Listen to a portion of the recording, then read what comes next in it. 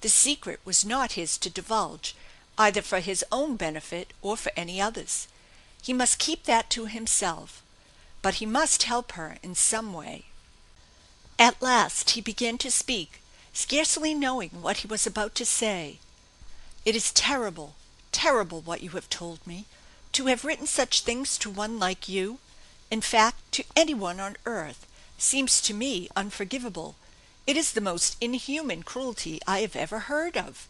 You were fully justified in hating and despising the man who wrote such words to you." "Then why did you write them?" she burst forth. "And how can you sit there calmly and talk that way about it, as if you had nothing to do with the matter?" "Because I never wrote those letters," he said, looking her steadily, earnestly in the eyes. "You never wrote them!" she exclaimed excitedly. "You dare to deny it?" "I dare to deny it." His voice was quiet, earnest, convincing. She looked at him, dazed, bewildered, indignant, sorrowful. "But you cannot deny it," she said, her fragile frame trembling with excitement. "I have the letters all in my suitcase. You cannot deny your own handwriting. I have the last awful one, the one in which you threatened father's good name, here in my handbag. I dared not put it with the rest, and I had no opportunity to destroy it before leaving home. I felt as if I must always keep it with me, lest otherwise its awful secret would somehow get out. There it is. Read it, and see your own name signed to the words you say you did not write."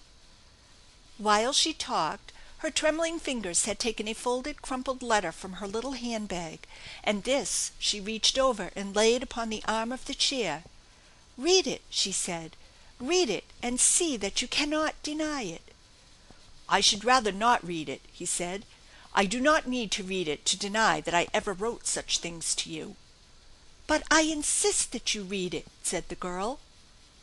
"If you insist, I will read it," he said, taking the letter reluctantly and opening it.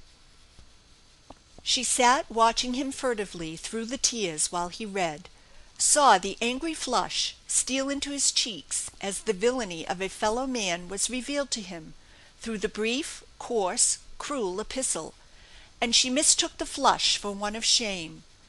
Then his true brown eyes looked up and met her tearful gaze steadily, a fine anger burning in them. "And do you think I wrote that?" he said, something in his voice she could not understand. "What else could I think? It bears your signature," she answered coldly. "The letter is vile," he said, "and the man who wrote it is a blackguard, and deserves the utmost that the law allows for such offences. With your permission, I shall make it my business to see that he gets it." "What do you mean?" she said, wide-eyed. "How could you punish yourself? You cannot still deny that you wrote the letter." "I still deny that I wrote it, or ever saw it until you handed it to me just now." The girl looked at him nonplussed, more than half convinced, in spite of her reason. "But isn't that your handwriting?" "It is not.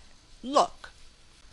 He took out his fountain pen, and holding the letter on the arm of her chair, he wrote rapidly, in his natural hand, her own name and address beneath the address on the envelope, then held it up to her. Did they look alike? The two writings were as utterly unlike as possible, the letter being addressed in an almost unreadable scrawl, and the fresh writing standing fine and clear, in a script that spoke of character and business ability. Even a child could see at a glance that the two were not written by the same hand, and yet, of course, it might have been practised for the purpose of deception. This thought flashed through the minds of both, even as he held it out for her to look. She looked from the envelope to his eyes, and back to the letter, startled, not knowing what to think. But before either of them had time for another word, the conductor, the porter, and several people from the car behind came hurriedly through, and they realized that while they talked the train had come to a halt amid the blazing electric lights of a great city station. "Why," said Gordon, startled, "we must have reached Pittsburgh. Is this Pittsburgh?" he called out to the vanishing porter. Yes, sir," yelled the porter, putting his head around the curve of the passageway. "You better hurry, sir, for dis train goes on to Cincinnati pretty quick. We is late getting in, you see." Neither of them had noticed a man in rough clothes with slouch hat and hands in his pockets, who had boarded the train a few miles back and walked through the car several times, eyeing them keenly. He stuck his head in at the door now furtively, and drew back quickly again out of sight.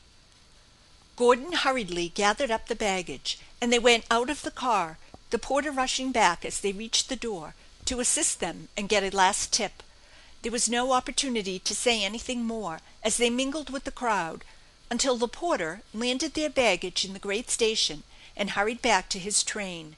The man with the slouch hat followed and stood unobtrusively behind them. Gordon looked down at the white, drawn face of the girl, and his heart was touched with compassion for her trouble. He must make her some satisfactory explanation at once that would set her heart at rest, but he could not do it here, for every seat about them was filled with noisy, chattering folk. He stooped and whispered low and tenderly: "Don't worry, little girl. Just try to trust me, and I will explain it all." "Can you explain it?" she asked anxiously, as if catching at a rope thrown out to save her life. "Perfectly," he said, "if you will be patient and trust me. But we cannot talk here. Just wait in this seat until I see if I can get the stateroom on the sleeper." He left her with his courteous bow, and she sat watching his tall, fine figure as he threaded his way among the crowds to the Pullman window, her heart filled with mingling emotions. In spite of her reason, a tiny bit of hope for the future was springing up in her heart, and without her own will she found herself inclined to trust him. At least it was all she could do at present. End of chapter 11.